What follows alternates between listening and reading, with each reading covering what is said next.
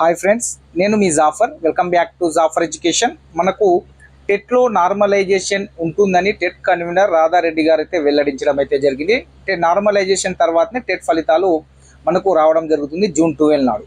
ఇక్కడ చూసుకున్నట్లయితే మనకు టెట్ నార్మలైజేషన్ ఏ విధంగా చేస్తారు, నార్మలైజేషన్ ఏ విధంగా చేస్తారనేది చాలా మందికి సందేహం అయితే ఉంది. సో దానికి సంబంధించినటువంటి సమాచారం, నార్మలైజేషన్ చేసే విధానాన్ని ఈ యొక్క వీడియోలో మనమైతే క్లియర్గా తెలుసుకునే ప్రయత్నం అయితే చేద్దాం. ఎందుకంటే చాలా ఎగ్జామ్స్ అనేవి షిఫ్ట్ వైజ్ జరుగుతున్నాయి. పేపర్ 1 వారికి షిఫ్ట్ వైజ్ 4 సెషన్లలో ఈ యొక్క షిఫ్ట్ వైజ్ ఎగ్జామ్స్ ఉంది. పేపర్ 1 వారికి పేపర్ 1 ఈరోజు మార్నింగ్ సెషన్ వాళ్ళకి ఈజీగా రావడం జరిగింది. సో ఖచ్చితంగా నార్మలైజేషన్ అనేది చేయాల్సిందే కాబట్టి నార్మలైజేషన్ చేస్తా అని చెప్పారు. సో నార్మలైజేషన్ ఏ విధంగా చేస్తారనేది చాలా మందికి సందేహాలు ఉన్నాయి. సో ఆ యొక్క ఇన్ఫర్మేషన్ ఈ యొక్క వీడియోలో మనం క్లియర్గా అయితే తెలుసుకుందాం. అదేవిధంగా మీకు టెట్ అండ్ ఈఎస్సికి సంబంధించినటువంటి ఫ్రీ పీడిఎఫ్ నోట్స్లు మన యొక్క వాట్సాప్ గ్రూప్లో ఫ్రీగా అందించబడుతున్నాయి. మీకు కావాలి అనుకుంటే వాట్సాప్ గ్రూప్ లింక్ నేను కామెంట్ సెక్షన్లో పిన్ చేసి పెడతాను. మరి అక్కడ నుండి జాయిన్ అవ్వండి. మీకు ఎలాంటి ఫీ పే చేయాల్సిన అవసరం లేదు. పీడిఎఫ్ నోట్స్లకు కావచ్చు, మెటీరియల్స్ కావచ్చు, పీడిఎఫ్ నోట్స్లు మెటీరియల్స్ అన్నీ మేము ఫ్రీగానే అందిస్తాము. వాట్సాప్ గ్రూపులు క్రియేట్ చేసింది, యూట్యూబ్ ఛానల్ క్రియేట్ చేసింది ఫ్రీగా అందించడానికి మాత్రమే. ఎలాంటి ఫీ అనేది ఎప్పుడు కూడా తీసుకోము.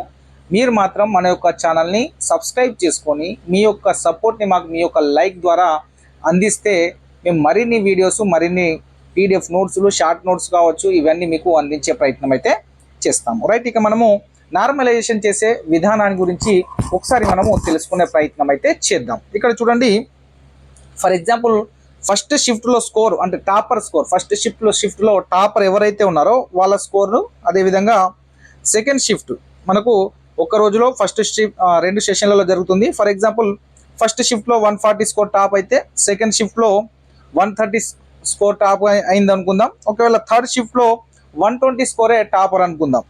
అదేవిధంగా ఫోర్త్ షిఫ్ట్లో 110 స్కోర్ టాపర్గా ఉంది, టాప్ స్కోర్గా ఉంది. కాబట్టి అప్పుడు ఏం చేస్తారు, మనకు ఈ నాలుగు షిఫ్ట్లు ఏవైతే ఉన్నాయో ఈ 4 షిఫ్ట్లలో వచ్చినటువంటి స్కోర్ని యావరేజ్ తీయడం అనేది జరుగుతుంది. ఫర్ ఎగ్జాంపుల్ సోషల్ స్టడీకి సంబంధించిన వారికి 2 షిఫ్ట్లలో ఎగ్జామ్ అయింది అనుకోండి, 2 రోజులు అంటే 4 షిఫ్ట్లు, వాళ్ళది కూడా సేమ్ యావరేజ్ 4 డేస్కి తీస్తారు. ఒకవేళ మైనర్ లాంగ్వేజ్ వాళ్ళు ఉన్నారు, మైనర్ లాంగ్వేజ్ వాళ్ళది ఒకటే సెషన్లో ఎగ్జామ్ కంప్లీట్ అయిపోతే వాళ్ళకు నార్మలైజేషన్ అది చేయాల్సిన అవసరం ఉండదు.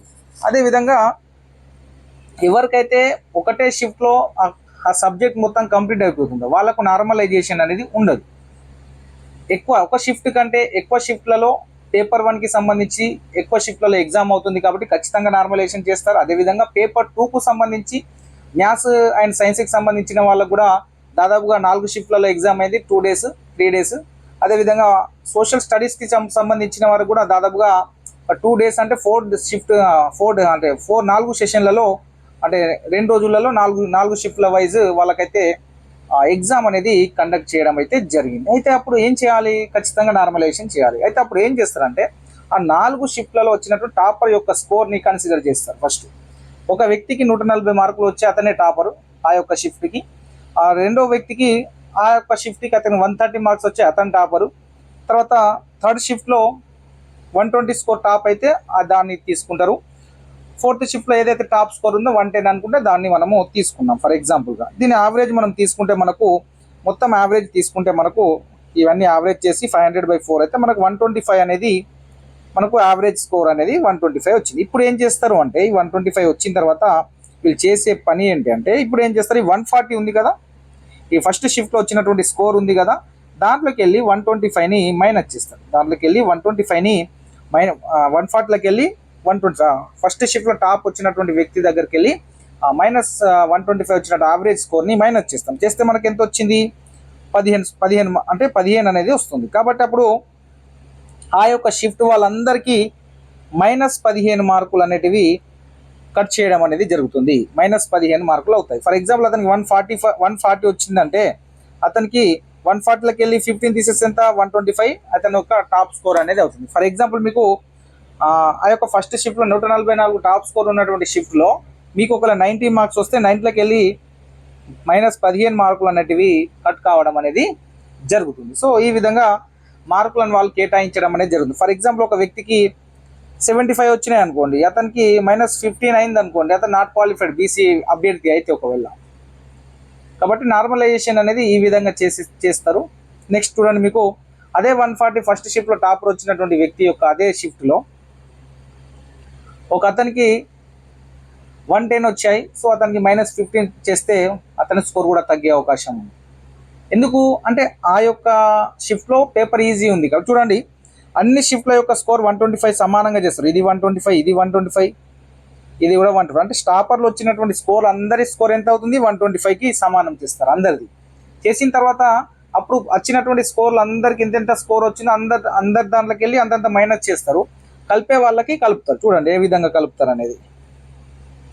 నెక్స్ట్ సెకండ్ షిఫ్ట్ చూడండి, మనకు సెకండ్ షిఫ్ట్లో 130 టాప్ స్కోర్ కదా. అయితే 130 టాప్ స్కోర్ కాబట్టి 125 తీసేస్తే ఎంత వస్తుంది మనకు? 130లోకి వెళ్ళి 125 తీసేస్తే మనకు 5 వస్తుంది. కాబట్టి ఆ టాప్ స్కోర్లోకి వెళ్ళి ఎంత మైనస్ చేయాలి? 5 మార్క్స్ అనేటివి మైనస్ చేయాలి. కాబట్టి 130లోకి వెళ్ళి -5 తీసేస్తే ఎంత మనకు? మళ్ళీ ఆ యొక్క అతని యొక్క 130 ఉన్నటువంటి టాప్ స్కోరు అతని 125కి వచ్చేస్తుంది.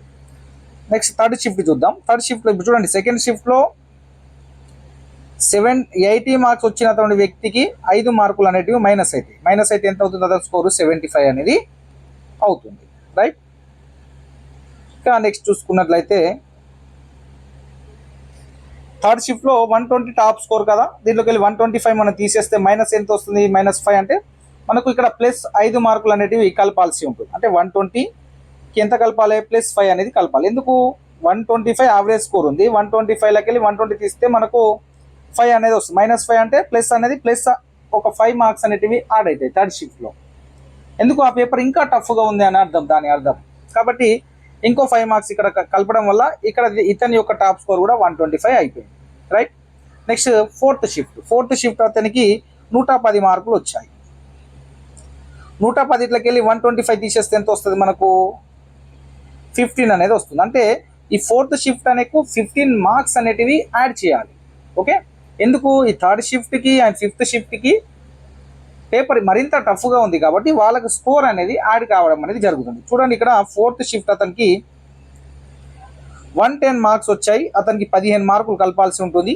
కలిపితే అతనికి 125 అనేది అవుతుంది. అదేవిధంగా పేపర్ ఫోర్త్ షిఫ్ట్లో అతనికి 60 మార్క్స్ వచ్చాయి. సో అతనికి 15 మార్కులు మనము నార్మలైజేషన్ ప్రకారం యాడ్ చేయాలి కాబట్టి 15 మార్కులు కలుపుతారు. కలిపితే 75 మార్క్స్ వచ్చి అతను పాస్ కావడం అనేది జరుగుతుంది. అదే ఫస్ట్ షిఫ్ట్ అతనికి 75 మార్క్స్ వచ్చాయనుకోండి, అతనికి -15 అవుతాయి. -15 అయితే అతనికి నాట్ క్వాలిఫై అవుతాడు. అంటే 75లోకి వెళ్ళి 15 తెస్తే అతను 60కి వస్తాడు కాబట్టి నాట్ క్వాలిఫైడ్ అవుతాడు, బీసీ అభ్యర్థి అయితే. సో నార్మలైజేషన్ యొక్క ప్రక్రియ అనేది వాళ్ళైతే ఈ విధంగా చేస్తారు. దానివల్ల కొందరికి నష్టమయ్యే అవకాశం ఉంది, కొందరికి లాభం జరిగే అవకాశం కూడా ఉంటుంది నార్మలైజేషన్ ప్రక్రియలో. సో అందుకే చాలామంది ఆఫ్లైన్లో ఎగ్జామ్ కండక్ట్ చేయాలని చెప్పేది అందుకోసమే. ఆఫ్లైన్లో ఎగ్జామ్ కండక్ట్ చేస్తే 1 డేలో ఎగ్జామ్ అయిపోతుంది, 1-2 డేస్లో. దాని ద్వారా రిజల్ట్ కూడా ఇచ్చుకోవచ్చును, ఏం టెన్షన్స్ ఉండదు. ఈ నార్మలైజేషన్ ద్వారా మన కీలో 110, 115, 120 వచ్చినా మన స్కోర్ తగ్గుతుందా పెరుగుతుందా అనేది క్లారిటీ ఉండదు మనకు. ఆ స్కోర్ వచ్చేదాకా, ఆ రిజల్ట్ వచ్చేదాకా మనకే ఎంత స్కోర్ వస్తుందో చెప్పలేకపోతాం కదా.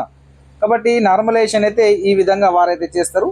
ఈ విధంగా చేసి మన యొక్క స్కోర్ని వాళ్ళకి ఎంత అనేది డిసైడ్ చేసి మనకు రిజల్ట్ రోజు మన యొక్క మార్క్స్ అనేటివి అక్కడ డిస్ప్లే కావడం అనేది జరుగుతుంది హాల్ టికెట్ మన ఎంట్రీ చేసిన తర్వాత. మొత్తానికైతే నార్మలైజేషన్ ప్రక్రియ అనేది ఈ విధంగా జరుగుతుంది. మీకు ఇంకేమైనా డౌట్స్ ఉంటే కామెంట్ చేయండి. సార్ మరి లాస్ట్ స్కోర్ తీసుకోరా, తక్కువ వచ్చిన వాళ్ళకి తీసుకోరా అంటే వాళ్ళైతే అట్లా తీసుకునే అవకాశం లేదు. టాప్ స్కోర్ని తీసుకొనే వీళ్ళు దాన్ని అయితే కన్సిడర్ చేస్తున్నారు, నార్మలైజేషన్ చేస్తారు. అట్లా చేయడం ద్వారా నష్టం అయితే జరుగుతుంది, నష్టం జరుగుతుంది. కొందరికి అదృష్టం ఉన్నకి లాభం కూడా జరుగుతుంది. ఇక నార్మలైజేషన్లో స్కోర్ అనేది మరీ ఎంత ఎక్కువ తక్కువ ఏమి ఉండదు, ఒక 2-3 మార్క్స్ అటు ఇటు ఉండొచ్చు. నేను ఇక్కడ ఎగ్జాంపుల్ తీసుకుని ఆ విధంగా స్కోర్ తీసుకుని మీకు చెప్పే ప్రయత్నం చేశాను. కొద్దిగా మార్క్స్ అనేటివి అంత తక్కువ కాకుండా మామూలుగానే ఉండే అవకాశం, 2-3 మార్క్స్ అటు ఇటు అయ్యే అవకాశం అయితే ఉంటుంది నార్మలైజేషన్లో. నెక్స్ట్ డిఎస్సి కూడా సేమ్ నార్మలైజేషన్ ఉంటుంది, ఇది ఆన్లైన్ ఎగ్జామ్ కాబట్టి. మొత్తానికైతే కొద్దిగా నష్టం జరగవచ్చు, లాభం జరగవచ్చు నార్మలైజేషన్ ద్వారా. సో ఈ విధంగా నార్మలైజేషన్ ప్రక్రియ అయితే ఉండే అవకాశం ఉంది. సో ఇంకేమైనా డౌట్స్ ఉంటే కామెంట్ చేయండి, నేను రిప్లై ఇచ్చే ప్రయత్నం చేస్తాను. Thank you so much.